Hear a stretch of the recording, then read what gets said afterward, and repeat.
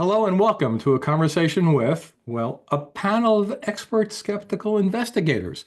This is part of my interview series for skeptical activists and science communicators for my Skeptical Inquirer online column. Normally, I do these interviews with just a single individual, but it turns out today I have a bevy of guests who have all agreed to discuss a topic of mutual and personal interest, the recent and ongoing drone scare of 2024. Joining me are Robert Bartholomew, Brian Dunning, and Benjamin Radford. Hello, everyone. I'm going to read a little bio of you all. So, Robert Bartholomew is an author, a medical sociologist, and a recognized expert in the arena of social panics and mass psychogenic illness. I don't know what that has to do with drones, but we'll see. I previously interviewed on the subject of Havana syndrome, as well as about the claimed Iranian schoolgirl mass poisonings of about 2 years ago.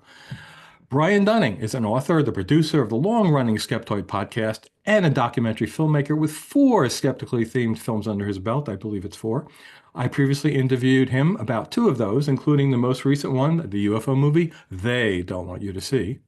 And lastly, but not leastly, Benjamin Radford is an author, investigator, and a skeptic. He's authored, co-authored, or contributed to over 20 books and written over 1,000 articles, that boggles my mind, and columns on a wide variety of topics, including unexplained mysteries, the paranormal, critical thinking, and, again, mass hysteria. He's the host of Squaring the Strange podcast and the deputy editor, I believe, of Skeptical Inquirer, which I write for. And here's a little trivia. I wouldn't be here interviewing any of these people if it wasn't for Ben. He's the one who offered me a job to write for Skeptical Inquirer way back in 2018. So, why do I have these 3 particular guests on today? They've all been writing about the drone claims and the drone hysteria ever since this story broke. I think it's about 3 weeks ago and has not let up yet. And for the record, we're recording this on December 19th. And let me say, my personal interest in this story is that I am here at Drone Ground Zero in New Jersey. Wherever I go, people I know say they have either seen drones, their friends have seen drones, and they know they're real because what other explanation can they be? They're all over the local TV reports, and if they're on the TV reports, they have to be real. They're all on social media. Every 5th TikTok I see is now about drones. And, my friends conclude that they have to be real. What are they up to? Why are they here? What's going on? Why are they threatening us? So let me ask my guests, should I move to my underground bunker or maybe relocate to New Zealand where Robert Bartholomew is, where it's going to be safer? What do you think? I think we all wish you'd go to an underground bunker and just lock the door. Thank you, Brian. I, I don't think you've got a whole lot to worry about, but we'll see what my fellow panelists have to say. Okay, so as let's see, this is from Russ Dobler, who is the head of the New York City Skeptics, and I asked for questions for you guys, and the last time I looked, he was the only one to put one, but I'm going to read it because it's apropos. People in New Jersey are, of course, used to seeing planes and other lights in the sky regularly. And he says that because we have many big airports around here, the ones from New York and then the one right in New Jersey.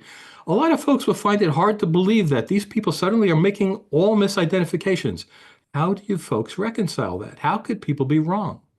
Who wants to start? Well, can I just say then that New Jersey, that region has one of the heaviest flight paths in the world. And when you get social panics, they typically start with an initial sensational case, gets reported on social media or in the media, and now people are scrutinizing the skies like they've never done before. And they start to redefine an array of phenomena reflective of what their expectation is. So part of this, I think, is that, yeah, there's been drones and there's always lights in the night, and people don't pay that much attention. But now, given the media coverage, people are scrutinizing the skies, and because eyewitness testimony is very unreliable and subject to error, we are prone to seeing things that aren't there, a la the face on Mars or Jesus on a tortilla chip, right? We are very fallible creatures.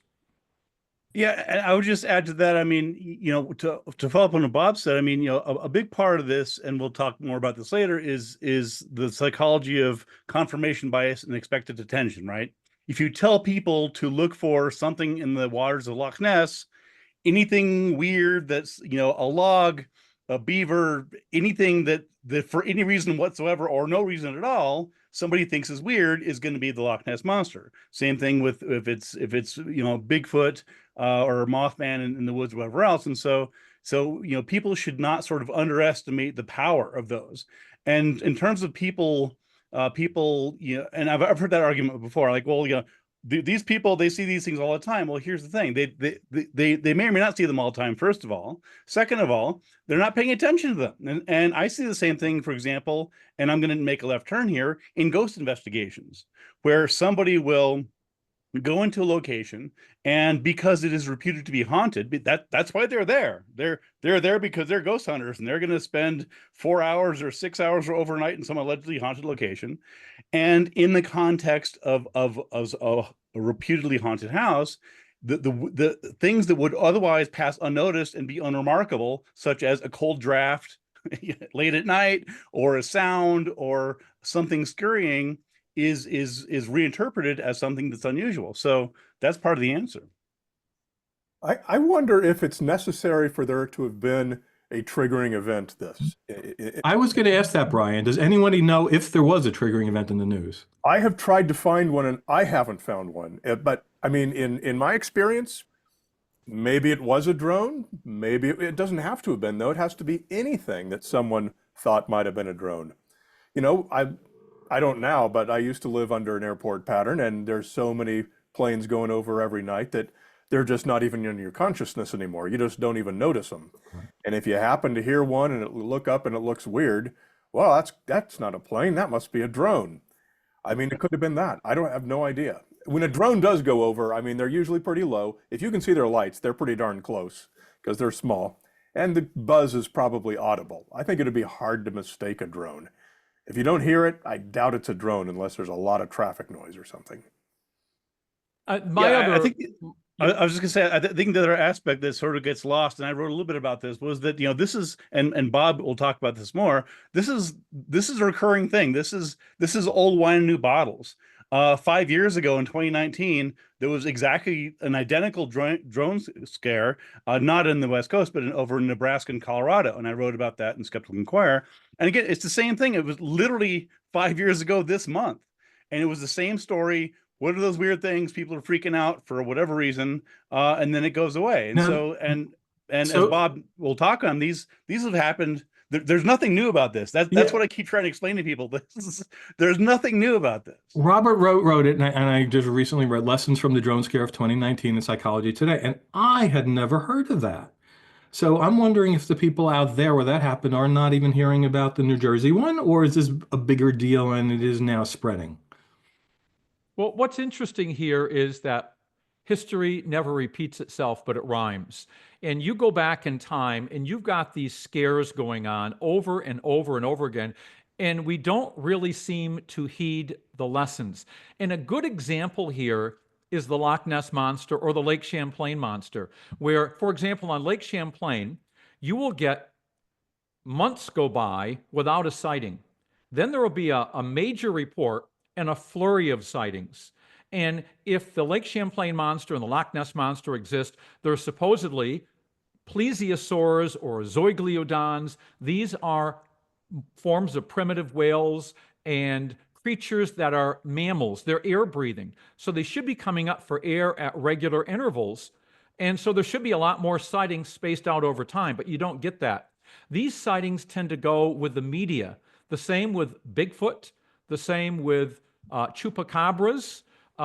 They tend to go in waves triggered by an initial sensational report. Doesn't matter whether it was real or whatever triggered it. As long as it makes it into the media and now social media, now people are scrutinizing their environment to find evidence of this or to confirm or deny. And that is a major trigger of these outbreaks that just keep happening over and over again. I saw a reel, and I don't remember if it was Instagram or Facebook. It doesn't matter, but it was a woman saying she was at the shore in Jersey, pointing her camera up in the dark sky, and oh, there's a line of light that has to be the drones. And what actually was impressive is then she pointed it straight up, and she goes, "And look at those; they're all tiny and they're following each other." And she counted them out loud, one, two. She got up to 20.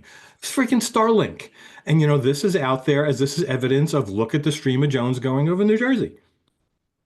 I think that was probably the Starlink launch that was going on in Oregon, because if you remember near the beginning of this, it didn't get nearly as big in the news, but there was pilots in Oregon are reporting seeing UFOs, and they're describing exactly what they saw and everything. And these are all commercial pilots, and then several other commercial pilots reported the same thing.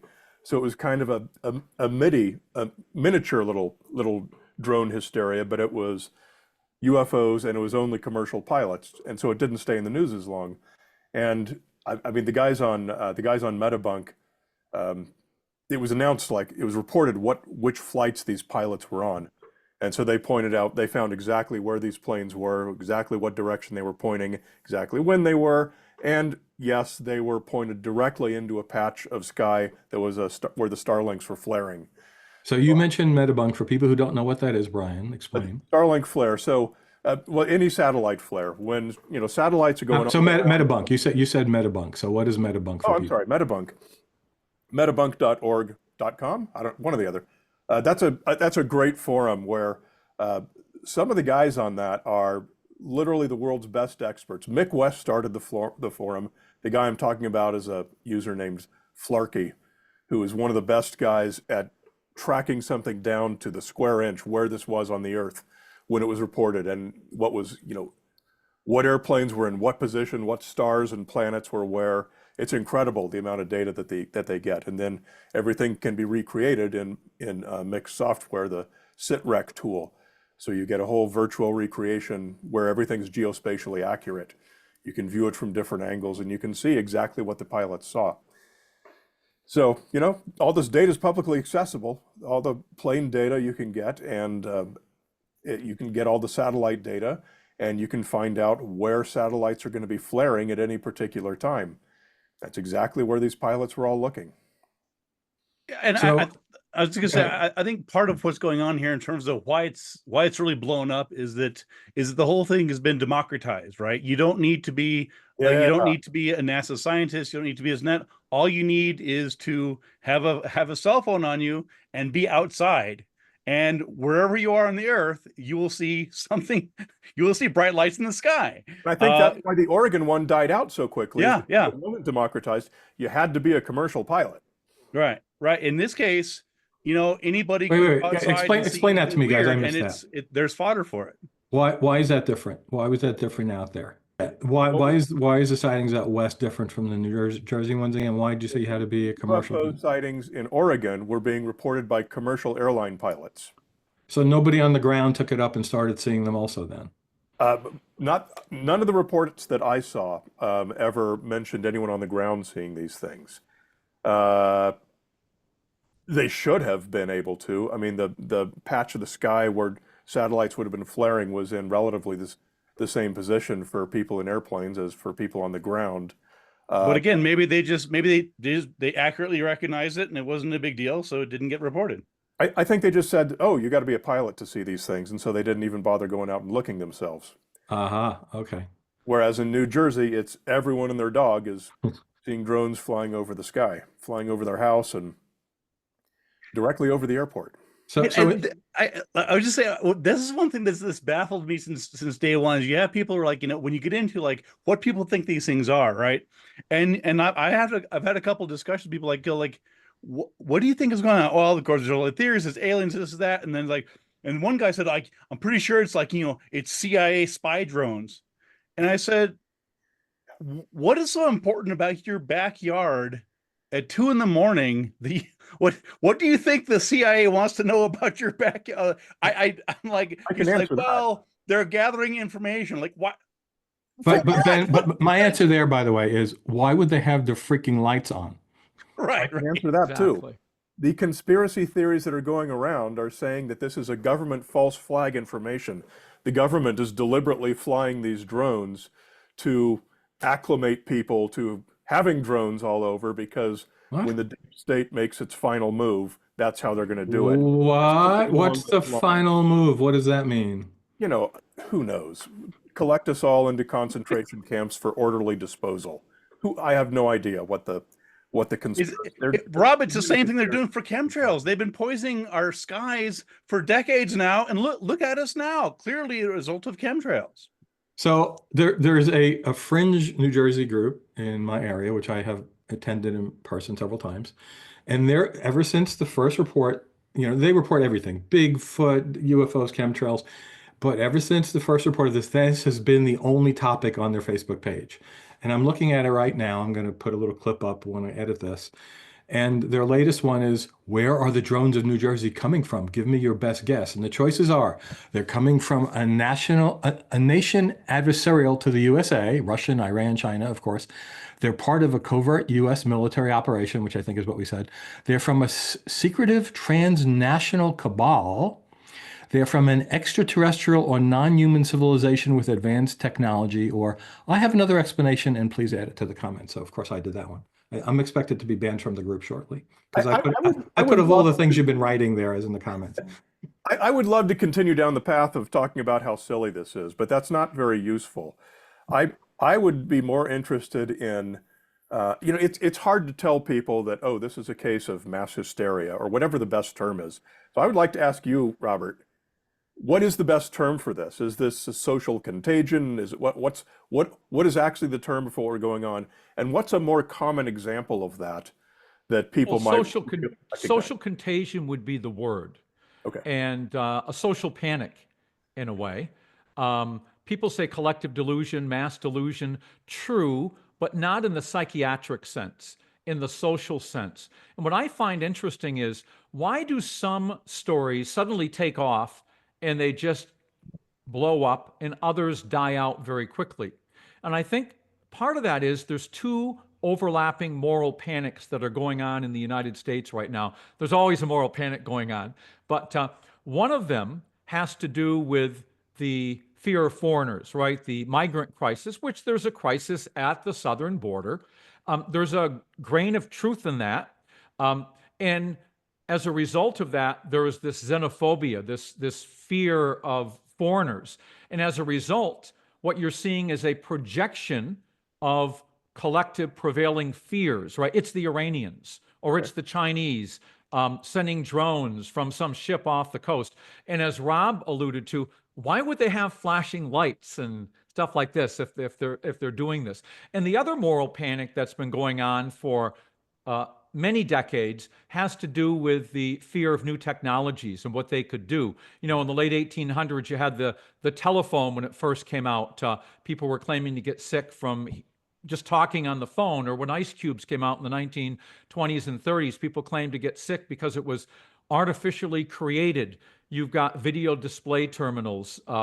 You've got mobile phones, Wi-Fi, 5G, right? Well, wasn't there something called whiplash spine from people who are on trains going more than 10 miles an hour?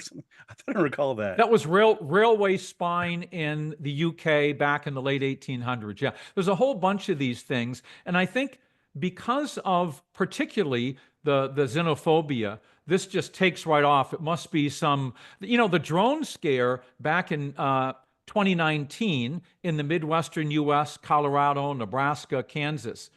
That scare, popular belief at the time was it was Iranian agents. When you said 2019, I thought you were talking about the U.S. Navy ships off the coast of Southern California, basically all sitting under the LAX traffic pattern, and the guys running around on the decks with the cameras, the Snoopy crews. And for a period of weeks, there was half a dozen or so Navy ships that believed they were being swarmed by drones. And again, the exact same situation as we had with New Jersey. Whenever one of these reports and whenever there was photos or video was released and we had enough information to know where and when it was taken, it always matched up directly with a commercial airline flight overhead. And yet Well, the U.S. Navy didn't figure this out. let me, this is apropos to this. So I have a little part here. I'm going to talk about what's the harm in this. Oh, people believe in drones, who cares? But my congressman, U.S. congressman, is Republican Chris Smith, and he called for the drones to be shot out of the sky. I'm going to read this from an article in my local paper here. 6 days ago, U.S. Congressman Chris Smith quoted as saying, "We have the capability to shoot them now, but to do it in a place where there would not be any threat to anybody on the ground. Just do it. They're over the ocean sometimes, and they're over bodies of water. There are ways of doing it in this sophisticated approach that's aggressive and will put it to rest."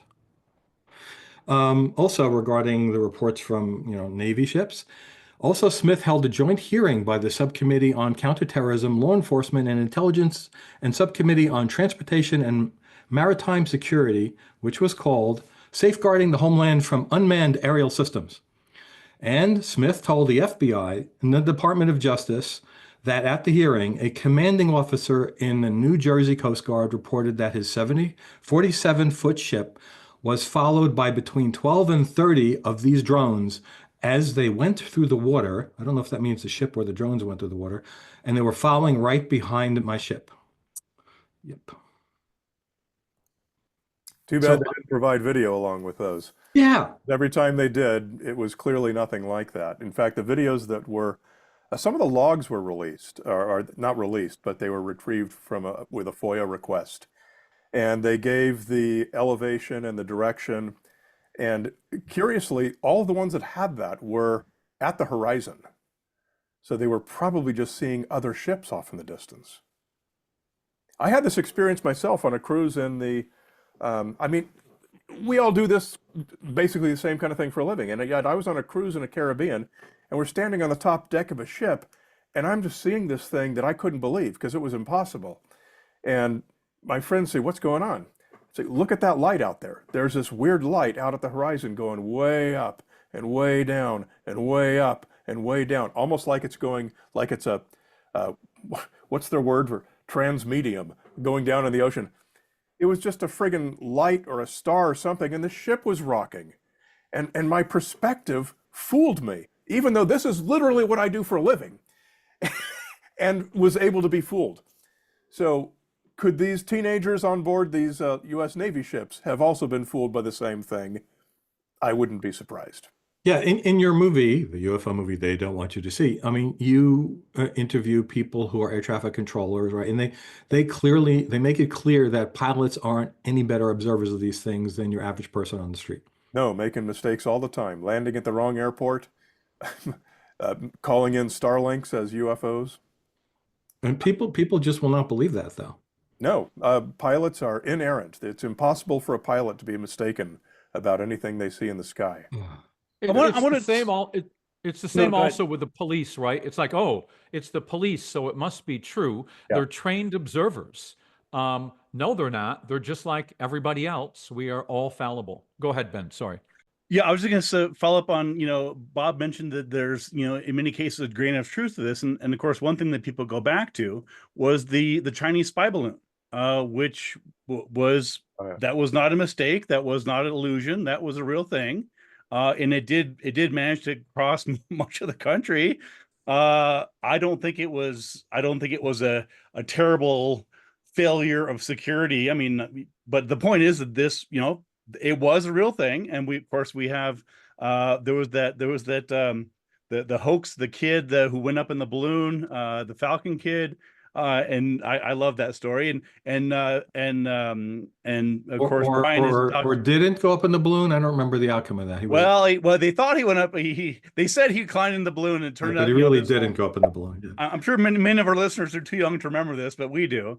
And at one point, Brian was doing, and this is one of the things so Brian, tell us real quick about the man, the jetpack guy, the scene, because this is kind of relevant. Oh, the jetpack guy, yeah.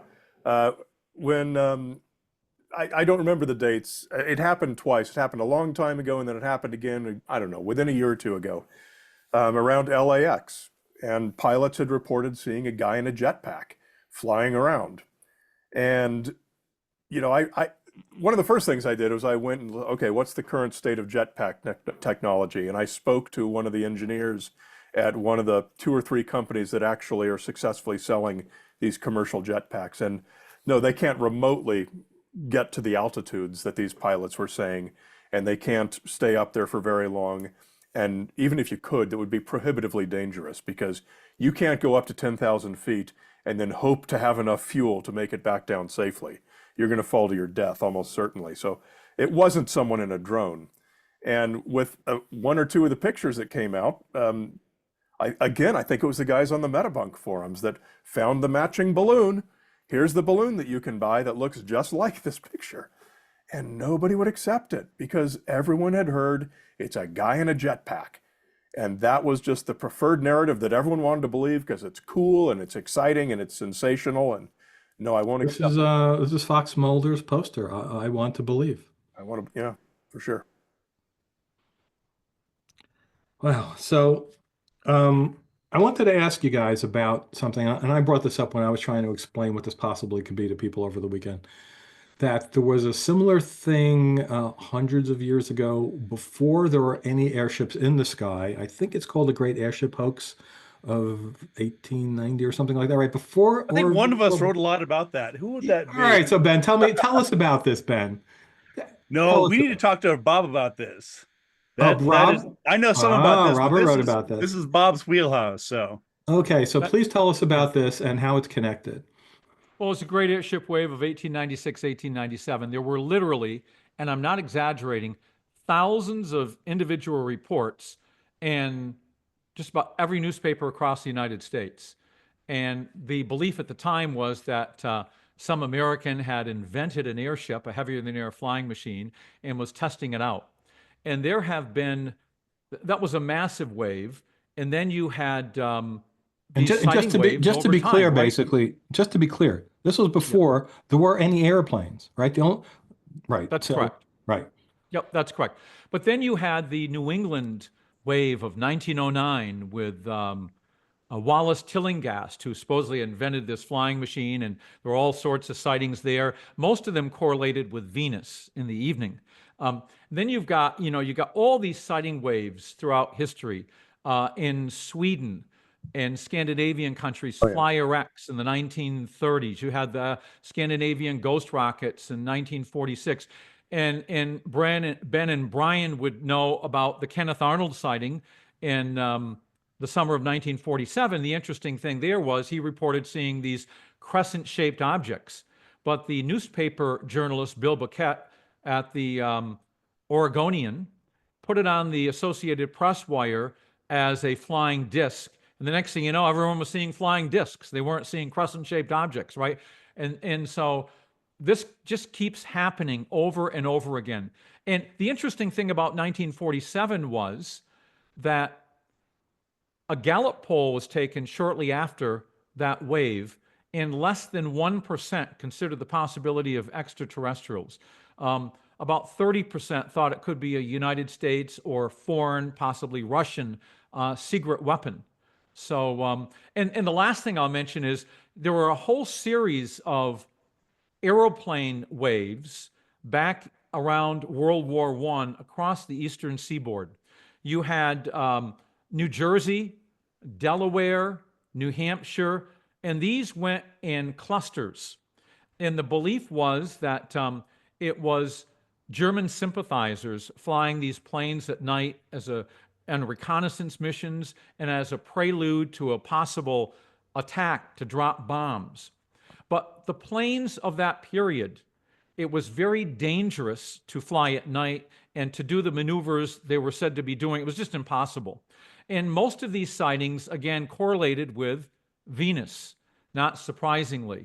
And so these scares, like the drone scare, the flying saucer wave of 1947, these sightings, these clusters, tend to reflect prevailing fears. They're like this Rorschach inkblot test of whatever's going on. They're signs of the times. They tell us more about us than about what's possibly up there. Yeah, I mean, just keep in mind, as he pointed out, I mean, the the explanations are almost universally nefarious. It's never a friend. It's never is something fun. It's always the government, or it's the Russians, or it's the Chinese, or it's, I mean, it's always, there's, the attribution is almost invariably malicious. And that speaks to what Bob was saying.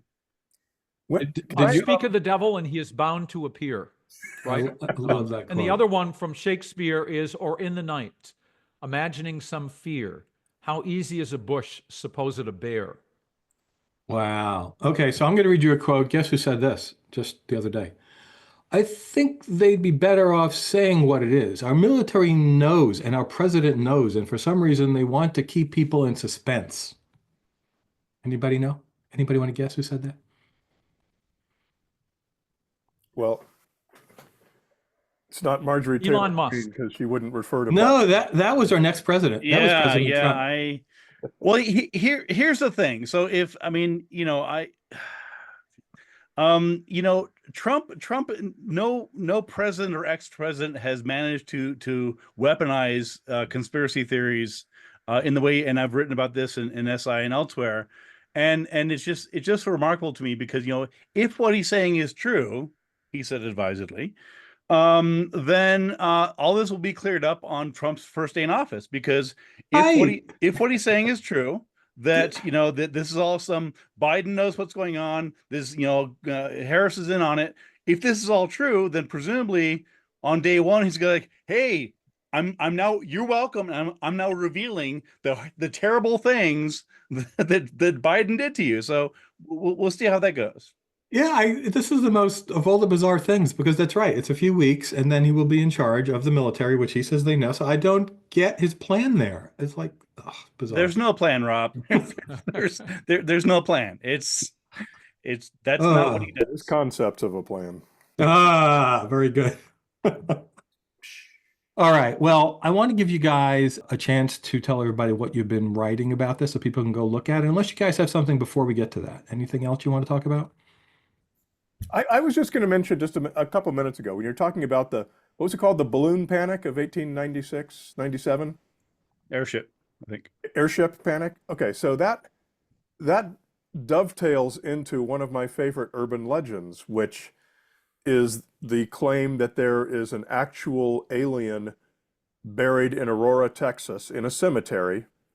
And I've not heard this one. you haven't heard this one? I mean, it's No. on History Channel and all of these channels and everything, and all of the UFO, History. like MUFON and all of the UFO groups have gone down there and done their investigations. And it was absolutely astonishing to me when I found out what happened. In 1897, which was when this was going on, and it was in all the newspapers, one of the Texas newspapers had a little contest. They say, I'm not sure if it was a contest or if it was just a collection of their favorite airship stories from newspapers. And so these two guys in this little town of Aurora, Texas, sent in their own airship story, which was that an airship came and it crashed and it knocked over the judge's windmill, and the alien was killed, and they buried him in the town cemetery. And they threw in all of these little hooks, like they were naming all of these people in town and giving them all these lofty positions. It was very obviously a joke. And so it was printed in, it was Houston or Dallas, one of the major newspapers. It was printed in this collection of the best stories of airships. But it wasn't presented as fiction when it was. But no, it clearly was. It clearly was presented as fiction. You can get that page of the newspaper. I found that I looked at it. It's probably linked on my episode about it. And here's the best stories, and they're all obviously joke stories.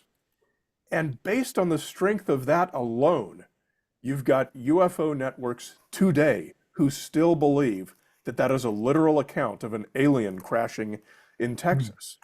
It boggles the imagination. It's what is this, cognitive dissonance?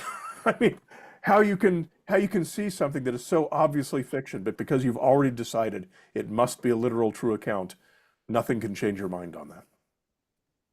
Yeah, I mean, my previous article in Skeptical Inquirer was titled "Some People Just Want to Believe," and it was about this whole UFO thing, and especially these people who are deep in the UFO movement, which you know of them all. They have made their careers in this regard, right? And they're making money on this. And why are they going to see anything that's going to make them change their mind and have to publicly admit they're wrong? And even if you're not somebody making money on it, well, like, have you guys seen the documentary Behind the Curve about the flat Earth movement? I'm aware of it. I have not. Ah, you need to I've watch not it. yet found an hour and a half of my life where I can Yeah, yeah. It's astounding. It really shows why these people believe it. And the thing I came away with, it's like a religion. They are afraid to back out of it. They ask Sergeant, what would you change your mind if you got evidence of it? Of course I would change my mind. No, he wouldn't. He's famous because of this. He writes books. He's the featured speaker at conferences. He would not look at anything that would make him want to change his mind. And even if you're not at that level, like you're a flat earther, like they actually showed somebody, I think it was in that documentary, though it could have been in another one I watched, where somebody threw their child out of the house after they, went to college and learned the earth was actually a sphere, because he was raising him as a flat earther. And how dare you disagree with me on that? And so people are afraid they're going to lose their social circle. And why would they do that? So people just want to continue to believe what they want to believe. That's my Some take of on these things I think are anti-scientific symbols in a secular age. Like sightings of Bigfoot. Science says that, well, there's no fossils, body, bones, or DNA evidence. There's no credible evidence for Bigfoot. Yet Farmer Joe down the road saw it. And all these sightings that, oh, nobody can explain. Well, if science can't explain those or have got those wrong, then perhaps they got religion wrong as well. So I think it does feed into that narrative. Yeah, and I think that's also part of what's going on with these it's very easy to is in some ways it reminds me of the phantom attacker panic. In fact, Bob has a new book about that he'll talk about. But for example, there was there you go.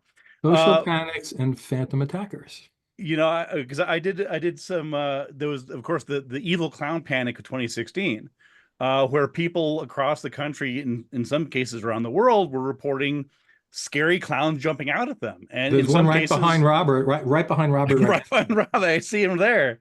They, Brian, I want you to keep an eye on it. If that thing moves, you tell me, right? But I mean, that's what was going on. It's like, so it was this mix of it was hoaxes, it was actual sightings of just ordinary people. There were copycats and things like that. And part of the idea was that, again, I talk about democratizing this, and this is the same thing's happening here, right? If you want to make the news, if you want to be cool on social media, you post your bullshit sighting of some light in the sky, and suddenly you're being quoted, your videos going viral and things like that. And maybe it's an honest mistake. Maybe it's just sort of like, hey, I want some likes and clicks, and here's my weird video. And of course, as all four of us know, because we've done this a long time, oftentimes there will be videos that are taken at the time which the person that's taking the video has a pretty good idea of what it is. It gets stripped out. We've seen this over and over and over, right? You see a video where if you track down the first person, like, yeah, I knew what that was, but 2 generations later or 2 weeks later, the context is stripped out. It's put in this mystery mongering context, and all of a sudden you have this the latest drone sighting. So I want to ask you guys if you've ever heard of the logical fallacy. It's fairly new. It was invented or coined, I guess you'd use the word, in only 2018 by somebody named David Kyle Johnson in a book called Countless Counterfeits. Ring a bell? Oh, okay. So this fallacy, and when committing this fallacy, one mistakenly assumes that if a large amount of evidence for a claim exists, even if all evidence to date has been examined and invalidated, it's likely that some as yet uninvestigated piece of evidence must be real and true. I think that might apply to a lot of these things. Yep. Right, like I could see that with Bigfoot for people who want to believe in Bigfoot. Oh, okay, you found out the guy hoaxed that, or that was a costume, or that was, fake scat, or whatever. But there's so many reports. Some of them have to be true, and that's I mean, I've clearly always the thing with noted the opposite, UFOs. that when you've got when you have so much terrible evidence for Bigfoot and zero good evidence, I'm thinking that you almost have evidence that there is no good evidence. Because all of it's bad. And if you're just selecting evidence by random chance, if there is good evidence and bad evidence out there, and you're selecting it by random chance, some of it's going to be good. But when you select it over 75 years and all of it's bad, to me, you're Right. starting to Yes. approach evidence that there is no good evidence. So People how, often how see- long do we have to go with this before that's realized? And any of these topics, UFOs, Bigfoot, the main ones, not just the current drones. That's the lesson. The lesson from this podcast and what we're talking about is they don't get the lesson, right? Because the mistakes are made over and over again. And look, there's so much misinformation out there and so little critical thinking that many people have stopped searching for information. And instead, they're searching for confirmation and affirmation of pre-existing beliefs. In psychology, known as confirmation bias, right? The tendency to seek out information that reinforces our pre-existing stereotypes. So for me, that's the takeaway from this. Are we going to learn a lesson from this? No, because it'll happen again, and it'll happen again and again and again. Yeah, I'll just add on to that real quick. As one of my interests, as longstanding, is of course in folklore, and I've spoken at folklore conferences and this and that. And one of my favorite fairy tales, just to sort of go off on a tangent, is The Emperor's New Clothes. Let me ask you three: do you know how that story ends? Rob, do you know how that story ends? Yeah, I think How does the that story end? for some reason they finally get that he actually was naked. Okay, so there's a young boy, and there's a Right. parade, and the emperor's going, and the kid points and says, "You have no clothes." All right, Brian, how do you remember that story ending? I have no recollection of how it ends. Bob? See, here's the kicker. Most people, when they think about that fairy tale, they think, well, obviously, the emperor is going down. He's been fooled by these tailors into wearing this magical, resplendent clothes, and yet the innocent child is the only one that has the audacity to point out and tell everybody that the emperor has no clothes. And at that point, everyone understands and says, "Oh my God, I was wrong." That's not how the story ends. The story ends with the young boy pointing out to the emperor and everyone else on the streets, the emperor is wearing no clothes. They pause and they continue on, and they don't acknowledge it. That's how the story ends. Oh my God, this is Mandela effect, man. I thought you were going to say they killed the kid. You know, Only shoot in the really messenger. sick German versions. Right. Yeah. They feed him to Krampus, in the German version. Okay, Ben, I'm skeptical of this. I'm gonna have to look Look that it up. up. I did a This is what- podcast on it. I am positive that, if you made me bet money, I would have bet money that it ended the way I thought it ended. That's a good one. That is a good one. Okay, so let's end this with you guys talking about where people can see the material, your general material, and also the ones specifically you've written about this recent kerfuffle. Start with you, Ben. Yes, I am around and about. As you mentioned, I am the deputy editor for Skeptical Inquirer magazine, have been for 26 years, which surprises nobody more than me. I am a columnist in every issue for the past 15 years or so. I also have a podcast called Squaring the Strange, which I'm told is pretty good. And yeah, I did a piece for Barry Carr at Skeptical Inquirer on this topic. I've written on it several times, but most recently last week. And Brian. So I'm best known for Skeptoid.com, the Skeptoid podcast. Find it wherever you get your podcasts. And we don't do current events on the podcast. We do evergreen topics. So famous mysteries, famous urban legends. We've done 1,000 of them. But when there is current events, like for example, this drone thing, which a month from now, nobody's going to remember that it happens. That's why I wouldn't cover it on the podcast. We'll have bigger problems a month from now, Brian. So I have my personal Substack, just briandunning.substack.com, where I cover some of these current events, and I don't have any constraints on what I can and can't say. Yes, and you advertise that on your Facebook page, which is where I've seen them. I post links to them there. And Robert, you've been publishing about this and other things, of course, in Psychology Today, correct? Yeah, my column of, I think 3 days ago, has over 50,000 views, so that did pretty well. And yeah, so I have a column with Psychology Today, and I continue to write books. I have this book right here on phantom assailants and attackers. And there are a number of cases, from the Montreal slasher of the 1950s to the Halifax slasher in the 30s to the Mad Gasser of Mattoon, cases where communities have been inundated with fear with all of these people being attacked. But as it turns out, police eventually conclude there was no attacker. And there's a lot of these cases throughout history. And in particular, recently, it's the needle spiking panic that took place in the UK and in Europe. Looks real on its surface, but when you start delving beneath the surface, over 2,500 reports to the police, a handful of people arrested, no one convicted. And there's a reason for that. Does the book include anything about the claims of the mass poisonings of the Iranian schoolgirls? Absolutely. I got death threats over that one, but I put it in anyway. Okay. Good for you, Bob. Wow. All right. Well, we're out of time. I want to thank you again for doing this on such short notice. It was fun, and I hope people who watch it learn something. Thank you very much. Thank you. Thank you. Thank you.